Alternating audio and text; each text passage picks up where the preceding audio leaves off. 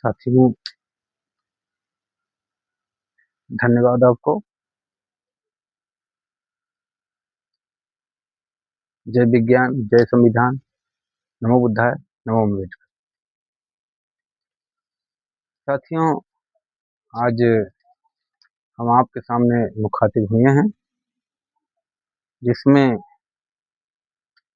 बताने का प्रयास करेंगे कि हमारे जो महापुरुष हैं, वो कैसे-कैसे, कहाँ-कहाँ से क्या जानकारियाँ आपके बीच में दिए हैं। तो इसके बारे में हम आपको बताना चाहेंगे कि जैसे बाबा साहब डॉक्टर अम्बेडकर ने खुद ही अपने आप को ग्लानि महसूस करके उन्होंने कहा कि हिंदू धर्म में पैदा होना मेरे बस में नहीं था। हिंदू धर्म में पैदा होना मेरे बस की बात नहीं थी, लेकिन हिंदू होकर के मरना मेरे खुद के बस में है। बाबा साहब ने फिर कहा, इसीलिए मैंने 14 अक्टूबर 1956 को महाराष्ट्र के नागपुर में हिंदू धर्म को छोड़कर बौद्ध धर्म ग्रहण किया। इस कृत्य को उन्होंने कहा कि पराया घर छोड़ करके मैं अपने घर में आ गया हूँ।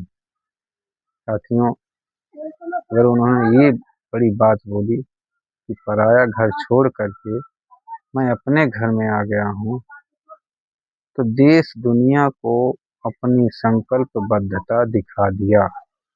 क्या किया? बाबा साहब ने अपने संकल्पबद्धता को दिखा दिया। लेकिन वहीं पेरियार रामास्वामी ने हिंदू मंदिरों में ना जाने का निर्देश दिया। साथियों, ध्यान देने वाली बात है कि पेरियार रामास्वामी ने अपने लोगों को, यानी कि पिछड़े लोगों को, हिंदू मंदिरों में ना जाने का निर्देश दिया। और पेरियार लल्लई सिंह यादव सम्मान के लिए बौद्ध धर्म ग्रहण कर के दिखा दिया कि हम अपने पूर्वजों तथागत बुद्ध, अरहत उपाली, सम्राट महापद्म नंद, सम्राट अशोक, महान राजा हर्षवर्धन के मार्ग का अनुसरण किया है। साथियों, उन्होंने इतनी बड़ी बात बोला तो हम लोग क्या उस पर अमल नहीं कर सकते हैं? अमल इस तरीके से करना है कि जब भी देश में जनगणना का टाइम आए, जनगणना हो, तो उसमें हमें जनगणना रजिस्टर में पेंसिल से नहीं बल्कि पेन से, जहाँ धर्म का कॉलम है वहाँ नव बौद्ध या बौद्ध दर्ज कराएं। और हम आगे आपको बताना चाहेंगे कि अर्थव्यवस्था पर तथागत का दर्शन विश्व में अतुलनीय है। तथागत मतलब तथागत गौतम बुद्ध, जो विश्व के अर्थशास्त्रियों के रूप में जाने जाते हैं, और उनका दर्शन जो है विश्व में अतुलनीय है। कैसे? रोहिणी नदी जल विवाद पर उन्होंने कहा कि प्राकृतिक संपदाओं पर सबका समान अधिकार है, क्योंकि दुखों के कारण की खोज में उन्होंने प्रतीत समुत्पाद का सिद्धांत, जैसे प्रति धन इति धन सम धन उत्पाद, अर्थात उत्पादन और उपभोग में सबकी समान भागीदारी बताया है। इसका दूसरा अर्थ है दुख है। अगर दुख है तो दुख का कारण है, और दुख का कारण है तो दुख का निवारण भी है। अगर दुख का निवारण है तो दुख निवारण करने के उपाय भी हैं। जहाँ तक मेरी समझ में है, कि पहला कारण उत्पादन और उपभोग में सबकी भागीदारी है, क्योंकि सबको पर्याप्त धन की आवश्यकता होती है, जिसका वर्णन संविधान के बाबा साहब ने संविधान के भाग 4 के अनुच्छेद 39 ख और अनुच्छेद 39 ग में वर्णित किया है। और हम आपको बताना चाहेंगे कि विश्व के महामंत्र नमो तस् तथागतो अरहतो सम्मा संबुद्धस्स को प्रथम बुद्ध संगीत में आनंद के द्वारा 500 भिक्षुओं वाले धम्म सदन में रखा गया था।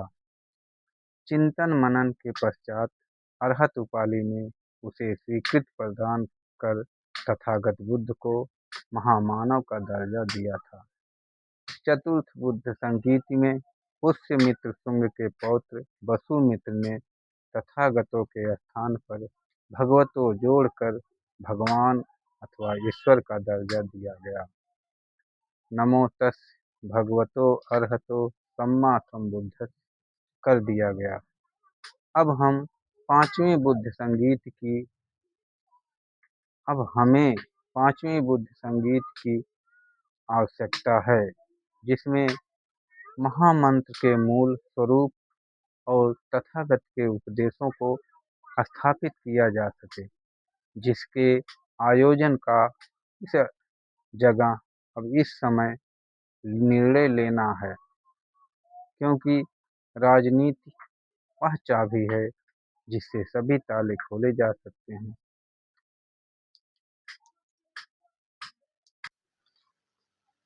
आज जो है राजनीति वह चाबी बन गई है जिससे सभी ताले खोले जा सकते हैं, लेकिन सिद्धांत विहीन राजनीति के दुष्परिणाम के कारण राजनेता मालामाल, नौकरशाह खुशहाल और जनता फटेहाल है।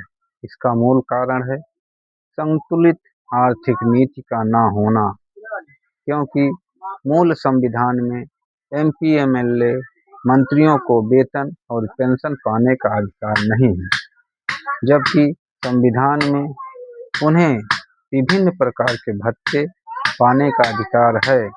लेकिन राजनेताओं ने ध्वनिमत से सर्वसम्मत से गलबहियां डालकर वेतन पेंशन लेने का प्रस्ताव पास करते चले आ रहे हैं।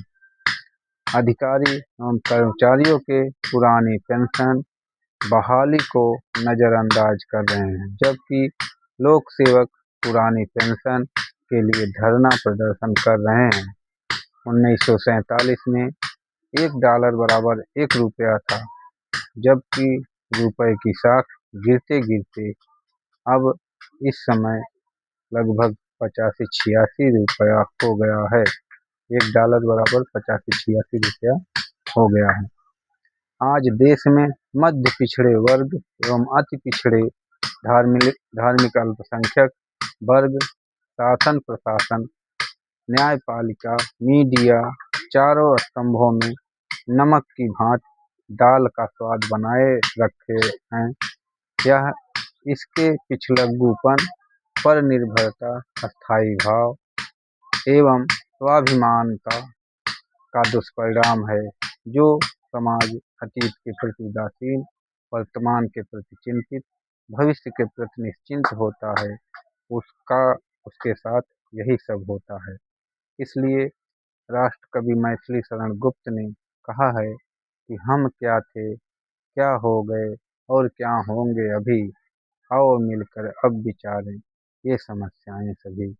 आज इतिहास मिटाया जा रहा है, संविधान का निष्क्रियान्वयन किया जा रहा है, संशोधन किया जा रहा है, समीक्षा अथवा नंगाझोरी लिया जा रहा है और संविधान को जलाना जैसे कार्य हो रहे हैं।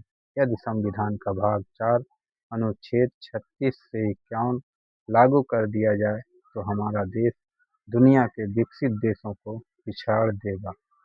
आज हम परिवार एवं व्यवसाय को प्राथमिकता दे रहे हैं, लेकिन समाज को नज़रअंदाज कर रहे हैं, जबकि स्त्री शूद्रो नाध्येताम अर्थात पढ़ने, नौकरी और राजपाट करने का अधिकार 1848 में महामना ज्योतिबा फूले जी ने शिक्षित बनो का नारा दिया, लेकिन और संगठनों ने सारे नारों को शिक्षित बनो, संगठित हो, संघर्ष करो को बाबा साहब के द्वारा ही कही गई, ऐसा लोगों ने बताया। लेकिन जो शिक्षित बनो वो ज्योतिबा फूले जी ने 1848 में दिया और 1916 में डॉक्टर अंबेडकर संगठित होने का नारा दिया तथा 1925 में पेरियार रामास्वामी संघर्ष करने का नारा दिया।